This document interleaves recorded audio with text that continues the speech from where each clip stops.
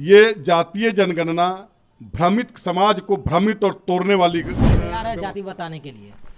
कदापि नहीं। हम हिंदू हैं, हम सनातन आरजेडी की सरकार बनाने की बात करते हैं तो कैसे जंगल कुमार मानसिक संतुलन खो चुके हैं, उनकी स्थिति शो के प्रायोजक है मां भवानी डेकोर प्राइवेट लिमिटेड, मतलब a complete floor solution, new 0 mile Dadar road Muzaffarpur. नमस्कार, आप देख रहे हैं तिरहुत न्यूज। मैं आपके साथ आकाश मिश्रा।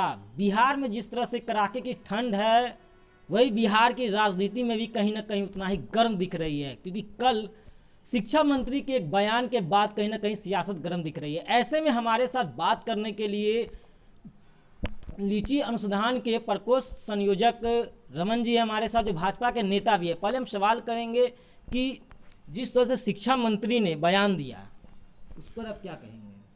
देखिए, शिक्षा मंत्री का जो बयान है ये अभी झांकी है 2025 में, चूँकि एक कम पढ़े लिखे व्यक्ति मुख्यमंत्री के कैंडिडेट होंगे, उसके बाद क्या होगा ये देखना लाजमी है। ये संकेत है जो उन्होंने जैसे ही आरजेडी की सरकार बनाने की बात करते हैं तो कैसे जंगल राज होगा, कैसे धर्म अपमानित होंगे, कैसे जात पात में टूटेगा, कैसी व्यवस्था बनेगी, ये उसका उन्होंने झलक दिखाई है। लेकिन उन्होंने साफ कहा है कि रामचरितमानस जो है वो नफरत फैलाने की बात नफरत फैलाती है। इसमें आपको ऐसे में क्या कहेंगे? रामचरितमानस हिंदू धर्म के, सनातन धर्म के पवित्र ग्रंथ है, जो सौहार्द और प्रेम का प्रतीक है।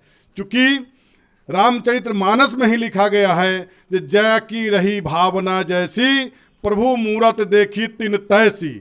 इसलिए शिक्षा मंत्री का, एक शिक्षा मंत्री बिहार का शिक्षा के किस स्तर तक ले जा रहे हैं, उनकी भावना क्या है, उनके अंतरात्मा में क्या भाव है, समाज को बांटने के लिए, उसका उन्होंने प्रदर्शित किया है और उसी नज़रिया से मानस को देखा है।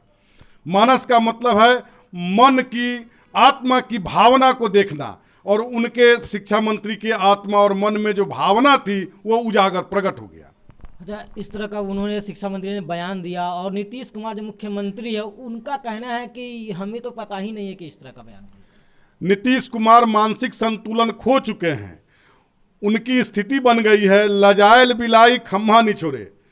वो अपनी घटनाक्रम से, अपने अलट पलट फेरबदल के क्रम में उन्होंने सारी व्यवस्थाओं को तार तार करके पुनः जहां से वो चले थे, बिहार के जनता को वहां पर धकेलने के लिए मजबूर हो करके ही जाना चाहते हैं।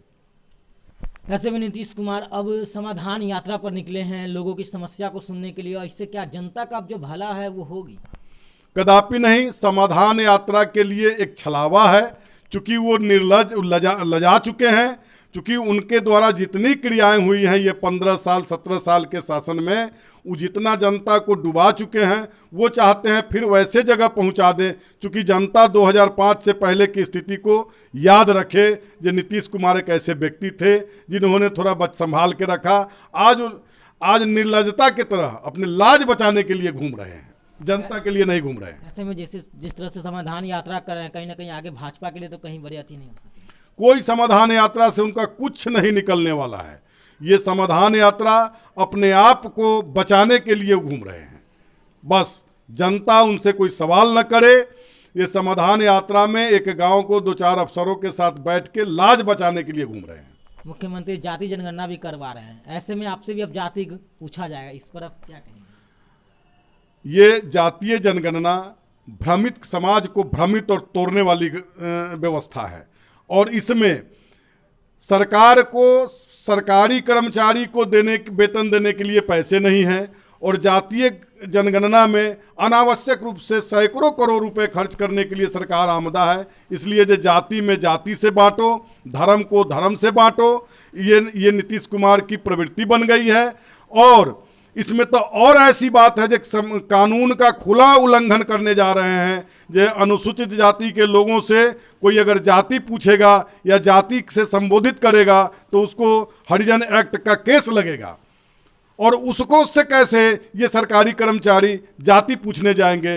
उनको तो लगता है जो सरकारी कर्मचारियों पर अब अनुसूचित जाति एक्ट के अंतर्गत केस भी करवाएंगे। जहाँ केंद्र सरकार इस पर अभी जाति जनगणना को लेकर तैयार नहीं है और नीतीश कुमार करवा रहे हैं मुख्यमंत्री, क्या लग रहा है?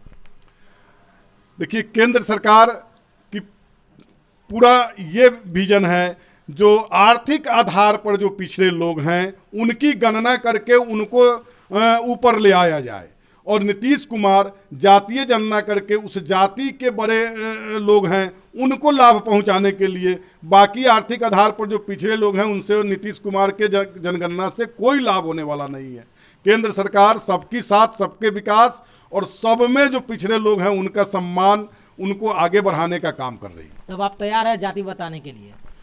कदापि नहीं। हम हिंदू हैं, हम सनातनी हैं पहले, उसके बाद हिंदू हैं।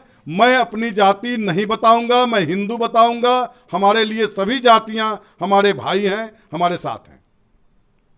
चलिए, तो ये थे हमारे साथ भाजपा के नेता जो रमन जी क्या कुछ कहा आपने सुना। अब ऐसे में जिस तरह से रामचरितमानस के बयान के बाद राजनीति में खलबली मची हुई है, अब नीतीश कुमार जो मुख्यमंत्री है अभी क्या कुछ निर्णय इस पर लेते देखना होगा। ऐसे में जाति जनगणना पर भी इन्होंने साफ तौर से कहा यह जाति जनगणना जो है वह अभी नहीं करानी चाहिए। ऐसे में अब देखना होगा कि जाति जनगणना पर क्या कुछ होता है। इसी तरह की खबर को देखने के लिए हमारे साथ बने रहे। सहयोगी विरंजन सिंह के साथ आकाश मिश्रा।